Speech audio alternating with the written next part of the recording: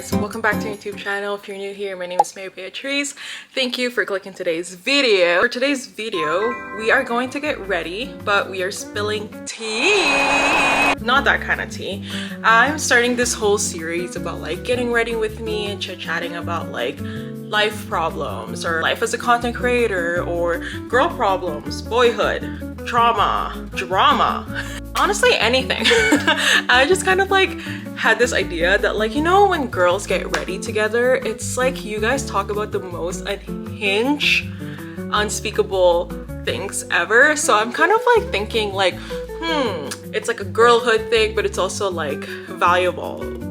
You know what I mean? If you know, you know. So grab your tea, grab your coffee, whatever drinks you are, because today we are actually going to talk about things I wish I knew before starting content creating. I've got my makeup kit here with me and let's get chatting. To be honest with you guys, I kind of like just had this in my idea and I just pulled out my camera and I was like, yup, we're doing that. So I'm kind of just gonna be yapping and going through it, but I'm gonna try and share 5 things with you guys, and yeah, let's get yapping.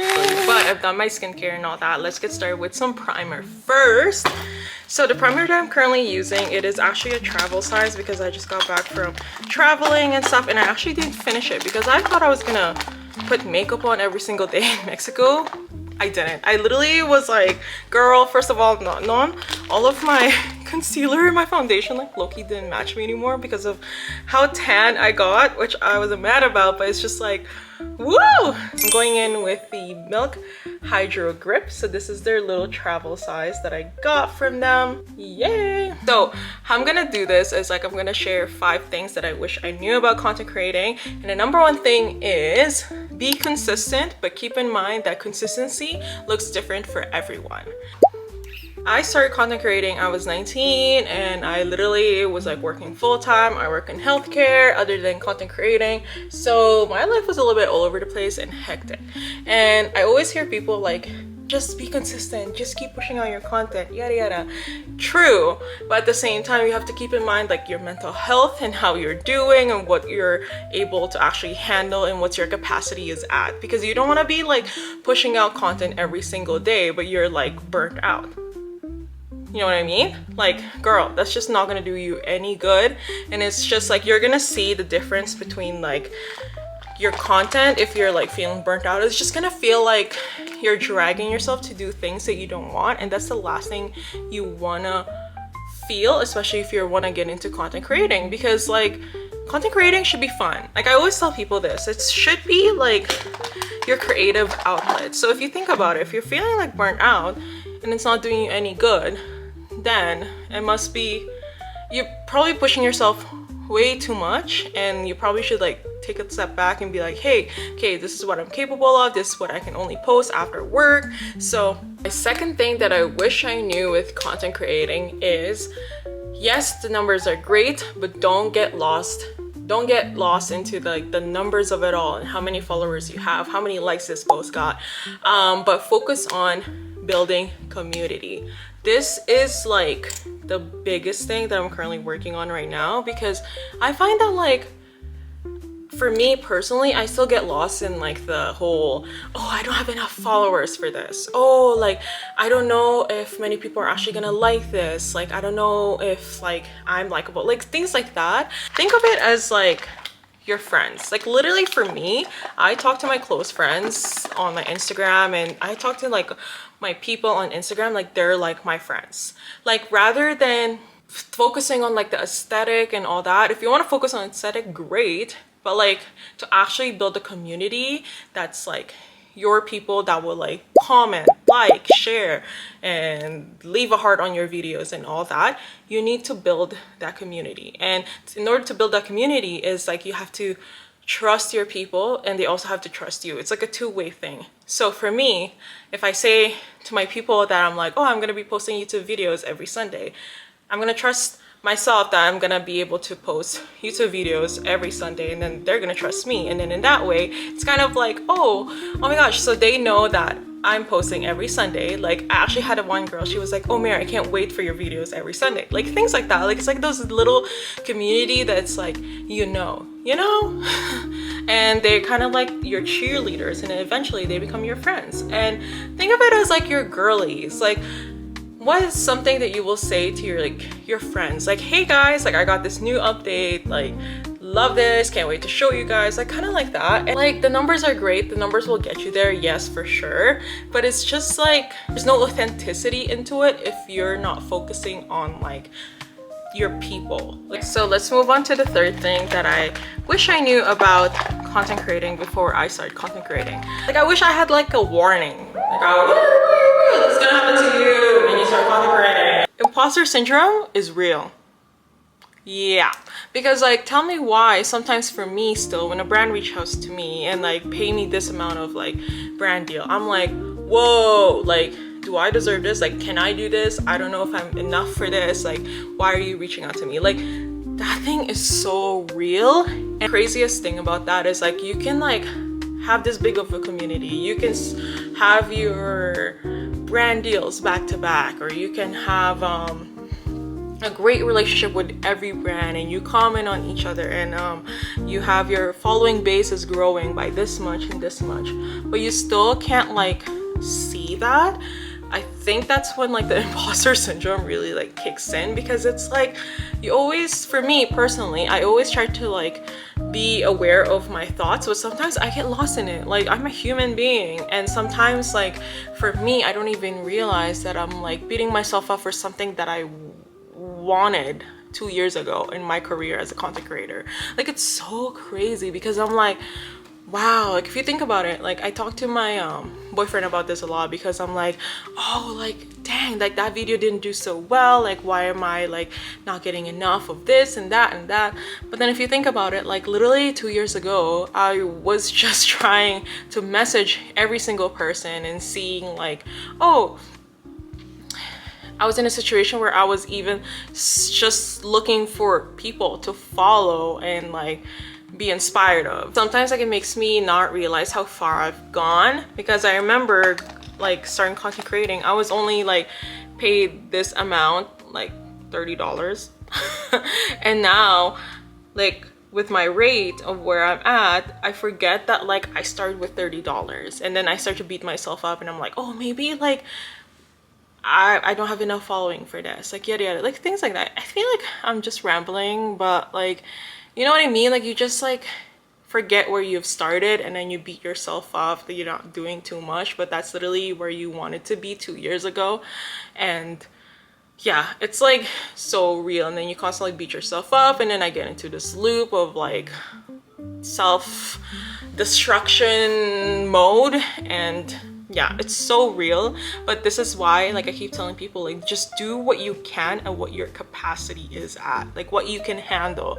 Because when you keep pushing yourself, even though like you don't even want to film, or you don't even want to be in the camera, you just get into this head, and then you like your self-esteem goes down, and you start beating yourself up, you start doubting yourself, and it's just not good. So like know when to like realize you're starting to beat yourself up, and like take a break from everything, and maybe slow down and look back to all your accomplishments, because I'm pretty sure you've had a lot of accomplishments that you don't even know about, because you're so focused on like, I'm so bad at this. Like yeah, I don't know, like that's something that I really struggle with to this day, and I'm not perfect at it either. And I'm like every single day I try to like be mindful of where I'm at, and yeah, be grateful of like yourself. Like you've done that, you did that, and you're gonna keep doing even more. So just keep trusting yourself and keep trusting your progress, because your progress is so different compared to everyone. So yeah, and that kind of translates to my next point, which is you can't compare yourself to anyone. Like literally you can't compare yourself to anyone, and comparison will literally be the thief of your joy. That sounds so corny, but it's so real, and it's so true. And I feel like this ties into like all the points that I've mentioned because it's like imposter syndrome. You tend to like compare yourself, or see where you're at, and why am I not doing this, and while the other person's like doing this. Oh, I have FOMO, like things like that. Or I'm not being consistent enough, and while this person is being so consistent. Like you just can't compare yourself, because it's so different for everyone, and not everyone is on the same boat as you. For instance, someone can be like struggling on their personal life while filming that brand deal, but from what you're seeing is like, oh my god, like she got this brand deal, why can't, like how come like I'm not getting that brand deal? Like you just can't compare yourself, because you don't really know what everyone is going through, and you don't know how they got there. And I feel like the only thing to avoid that is just to really focus on your craft, and to really realize that like my progress is different than the other person. Like for me, I see this a lot with like my TikTok. Like I remember always comparing, no, actually I always see this a lot on my Instagram. Like I always compare myself to other girls that are like, oh, like they're getting invited to so many things, how come I'm not invited to that? Like sometimes I still get in my head like that. I'm getting better at it for the most part now, but before, especially when I was starting, I would always be like, oh, like I'm not doing this because of this. Like you just can't, you just can't. Like I don't know, I feel like I'm just rambling again, but you really don't know, and just focus on your craft. I feel like comparison also will like trigger some insecurities, and like when you start to become insecure and like you start to doubt yourself, then you start projecting your insecurities onto other people, which is not good. So that is not good. Go to therapy. Learn how to navigate through your emotions, your feelings, and understand why you're feeling the way that you're feeling. Never know if someone's been doing content creating for like 7 years, 10 years, and they finally got that breakthrough. Like you just never know. So it's better to just like really focus on your craft. And when you focus on your craft, I find that even like helps you, and you become like better at it, and you just do you. It's different to be inspired. I feel like it's good to like look at other people and be inspired, but to the point that you're like beating yourself up because you're not doing the same thing as them, or like you think they're doing better than you. I feel like that's just very unhealthy, and it's just a very destructive mindset. And we can do better. You can do better, and just focus on you, focus on all your energy, because the more you focus on other people, you're putting all that energy focusing on other people that you forget how to focus on yourself. So yeah, I feel like I arched this too high. What do you guys think? Or am I overthinking it? Last but not the least, my fifth point that I wish I realized and I wish I knew before I started content creating is that just don't overthink it, and just really have fun with it. Sometimes I find myself like really overthinking of like, oh my god, what videos should I make? And sometimes your best videos are the ones that are so candid, and the ones that are even unplanned. Like yeah, it's good to plan it out and have like strategy and stuff, but don't forget that social media is for entertainment, it's for fun. Like remember why you started it. And like I started content creating just simply because I love editing. I genuinely love editing, and I love putting effects, making it funny, making it entertaining. And sometimes when I get in my head about like, oh, should be doing this, I should have a strategy, and sometimes I forget that like those 3 seconds of like funny video that I make, or just like yapping, those are the ones that do well. And so just really have fun with it, and don't overthink it too much. I feel like the more you overthink it, the more your craft kind of just like becomes too serious, and I feel like that's not what social media is about. Like social media is supposed to be like trendy, fun, like put those silly audios in, like make it lively, make it fun. And yeah, it's great to be real with it, of course. It's just, yeah, don't overthink it. Really just pick up a camera, start yapping. If you are a yapper, keep yapping. Pick up whatever camera you have, and you don't even have to have like a camera. You can literally have your phone. I have my iPhone 12 that I've had with me for like the longest time. That's what I shoot with. I have my camera with me that I've had for like 2 years now. Like things like that. Like you know. Anyway, I know we're talking about social media, but this House Lab lip glaze just eats. Like, it's so good. It like so creamy and wants into your lips. And I love how it's like very sheer. All right, that is pretty much it. I feel like I just took you guys to Yap Central.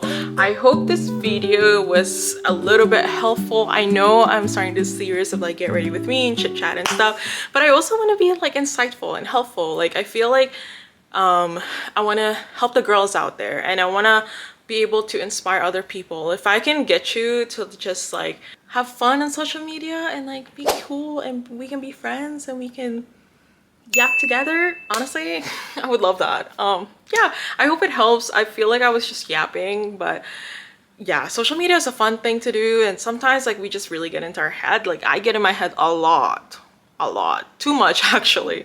So yeah, but anyways, thank you so much for tuning in. If you made it to the end, comment lip glaze, ooh, or comment your favorite lip glaze or lip gloss. Ooh, that okay.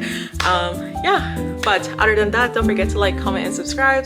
I post videos every Sunday at 10 a.m. MST, and sometimes I post on Saturdays, and sometimes I post on Saturdays and Wednesdays. Oh yeah, anyways, that is pretty much it, and we shall see you guys in the next video. Bye.